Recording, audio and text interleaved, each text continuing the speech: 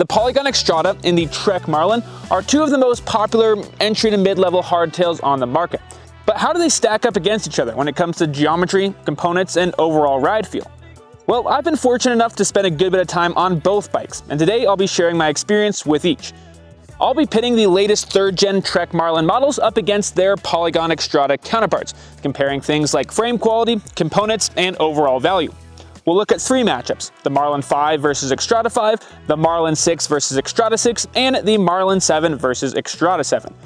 By the end of this video, you'll know exactly which one of those 6 bikes is the best one for you.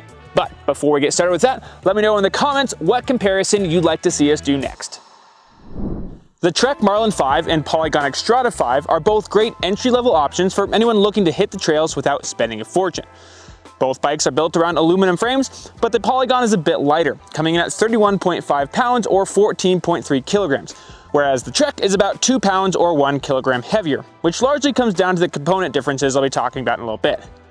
For now though, let's stick with the frames, and the stuff that I'm covering here about the Trek Marlin will be the same for the Trek Marlin 5, 6, and 7, and for the Xstrata, it'll be the same for the Xstrata 5 and 6, but the Xstrata 7 actually gets a completely different frame. The Marlin and the Xstrata both have modern cross-country inspired geometry, making them equally competent and comfortable on everything from paved cycling paths to single-track mountain bike trails. Both bikes also have internal cable routing, 2 water bottle mounts in the front triangle, and mounts for a rear rack. More differences arise when we start to take a closer look at the frames, and some of these things might not matter for all riders, but I do still think they're worth mentioning. For starters, the Polygon Xstrata has a tapered head tube, which is the modern standard in mountain biking and will make future fork upgrades easier. The Marlin frame can still accept a fork with a tapered steer tube, but you need to replace the headset as well. On the flip side, the Marlin accepts a 31.6 seat tube, which is the standard in mountain biking, and that means that if you chose to upgrade to a dropper post down the road, you'd have essentially infinite options. The Xstrata, on the other hand, uses a 27.2mm seat post, which is usually just reserved for gravel bikes. This greatly reduced dropper post compatibility should you ever want to upgrade to one. Hopefully that wasn't all just a bunch of jargon, and if you have any questions about some of those things I mentioned there, you can leave those in the comments. Right now though, let's move on and talk about the components that come on the base model Marlin and Xstrata. The Marlin 5 has a 9-speed Shimano Q's drivetrain with an 11-46 tooth cassette, whereas the Xstrata 5 gets a 10-speed Q's drivetrain and 11-48 tooth cassette. This slight improvement in gear range found on the Xstrata as opposed to the Trek might make a little bit of a difference on steeper single-track trails or if you've got some real steep roads around where you live, but otherwise they're pretty dang comparable. In terms of suspension, the Trek gets a 100mm SR Suntour XCT coil sprung fork, and the Polygon ups the ante with a 120mm SR Suntour XCM fork, the latter of which is stronger and will provide a more comfortable ride, as well as have a bit more adjustment for fine-tuning how it feels on the trail. The rest of the components between those two bikes are all relatively similar. They have comparable brakes, wheels, and tires. In the end, the Trek Marlin 5 and the Polygon Xstrata 5 are a pretty equal match. The Polygon is a good bit cheaper, and that largely comes down to its direct-to-consumer business model that I'll be talking about here in a little bit. But right now, let's move on to our next matchup, which is between the Trek Marlin 6 and the Polygon Xstrata 6. Both of these bikes make some pretty big jumps in performance, making them great for riders looking to take on more technical trails. As a reminder, both also share the same frame as their lower-tier counterparts, but they get some pretty big upgrades when it comes to components. Just as before, the Xstrata 6 wins out on weight, coming in at 30 pounds or 13.6 kilograms, with the Marlin tipping the scales at 32 pounds or 14.5 kilograms. Let's begin our component comparison by talking about drivetrains, which in my opinion is one of the most important things and one of the things that you'll notice most when spending time on a mountain bike.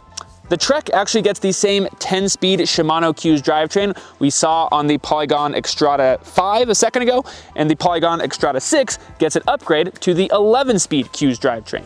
This also comes with an impressive jump in gear range, now with an 11-50 tooth cassette. While this might not sound like much on paper, I can tell you from personal experience that having a bigger granny gear is a huge asset while riding single-track trails. Both bikes also see a suspension upgrade, with the Trek Marlin 6 now coming with a RockShox Judy silver coil, and the Polygon coming with a 120mm SR Suntour XCR. In this case, I think the Trek has a hand up. The Judy Silver has more robust and refined internals, making for a smoother operating and longer lasting fork. That said, the Polygon does have 40 more millimeters of squish up front, so riders looking for maximal comfort may prefer this over the smoother suspension found in the Trek. Another huge upgrade found on both the Marlin 6 and the Xtrada 6 are tubeless ready wheels. In case you're not familiar with what that is, essentially what it sounds like. The wheels and tires, should you choose to upgrade them later on, we'll talk more about that in a second, can be set up without an inner tube by using a sealant. This means that you're going to get less punctures and bring the overall weight down just a little bit. Just about every high-performance mountain bike uses this setup. But like I alluded to earlier, neither of those bikes come with tubeless ready tires. So if you want to reap those aforementioned benefits, you will need to upgrade those at some point down the road. So just as in the Marlin 5 and Xtrada 5 comparison, seems like these two bikes are relatively comparable when it comes to components. Now, one thing we haven't talked about yet is price. And even though, like I said, those two bikes are relatively similar in terms of component quality, the Polygon is about $300 cheaper. If you're sitting there asking yourself, what's the catch? Well, then good for you. And we're gonna go into that right now. A lot of this comes down to the business model that each brand uses. Polygon is what's called a direct-to-consumer brand, or DTC, and they sell directly to the consumer, skipping the middleman, which in this case is a local bike shop, while traditional business-to-consumer, or BTC brands like Trek, sell through physical stores and local dealers. Buying from a DTC brand usually means that you're going to get a better bang for your buck, better components, better specs, all for a lower price. But you're not going to get that same in-person bike shop experience that you get from buying from a BTC brand like Trek. In the end, if you or someone you know is relatively bike savvy and can help you find and maintain your next bike, or you want to teach yourself by watching videos like these, then you can't beat the value of a direct-to-consumer brand like Polygon. But if you feel like you need the support of a local bike shop to fully enjoy your riding experience, then it might mean paying a bit more for your next bike. We've got one last comparison to do. This time it's between the highest end builds of the Marlin and the Xtrada. Like I mentioned at the beginning of the video, the Marlin 7 has the exact same frame that's found on the Marlin 5 and the Marlin 6, but the Xtrada 7 gets some pretty significant upgrades. At first, it now comes with a boost-through axle. This makes for a stiffer, better handling frame, as well as opens up upgrade options should you ever choose to replace your wheels. As for weight, the Polygon comes out on top once again at just 30 pounds or 14.5 kilograms, and the Trek actually increases in weight from the lower tier model, largely due to its heavy drivetrain we'll be talking about in a sec, now coming in at 33.1 pounds or 15 kilograms. One of the biggest upgrades we see at this level from both Trek and Polygon is going from coil-sprung to air-sprung forks. Not only does this make them lighter, but it also allows for a lot more adjustability and tunability so that you can fine-tune that fork for your specific weight and riding style. In this case, the Trek Marlin 7 gets an 80mm RockShox Judy Air, and the Polygon Xtrada 7 has a 120mm SR Suntour XCR Air. This time around, I'm going to give the win in terms of suspension to the Xtrada 7. That extra 40mm of travel will allow you to carry a lot more speed through technical sections of trail, but can still be locked out for maximal efficiency on paved paths or fire roads. The SR Suntour fork is also built around a through axle rather than a quick release found on the RockShox. And just as with the frame, this makes for a better handling, more predictable riding experience.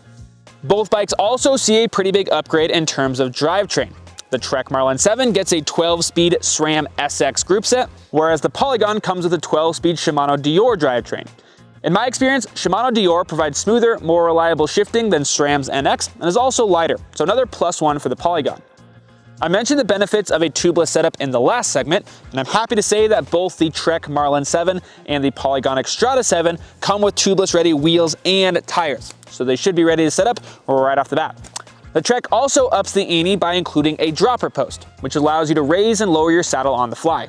In case you've never had the experience of riding with one, this makes for a huge leap in confidence while riding undulating technical terrain. So, which bike takes the cake? Well, if you prioritize having a dropper post, then you really should go with the Trek. Not only does the Marlin 7 come with a dropper post, but that narrower seat post that I've talked about quite a bit on the Xtrada will make it harder to upgrade one down the road. That said, if you can live without a dropper post, then the higher quality drivetrain and fork, as well as the boost-through axles front and rear, will make for a much more premium riding experience. I'd say that if you're looking to get a proper cross-country bike that you can ride for years into the future, maybe even do some racing on, then I'd go for the Xtrada. But if you want more of an entry-level trail bike that you plan to replace down the road, then the added dropper post may make up for the inferior quick-release hubs and lower quality drivetrain on the Trek. But that's just my take. If you've had any experience with either of these two awesome bikes behind me, then let me know your thoughts in the comments. What did you like? What did you not like? What did you wish was different? And I'm sure the people watching this video would love to hear from you. Just a reminder, we at Bikes Online do sell Polygon bikes, and I've got some links in the description where you can go ahead and check out the Xstrata for yourself and purchase one if this video made you decide that that's going to be the best option for you.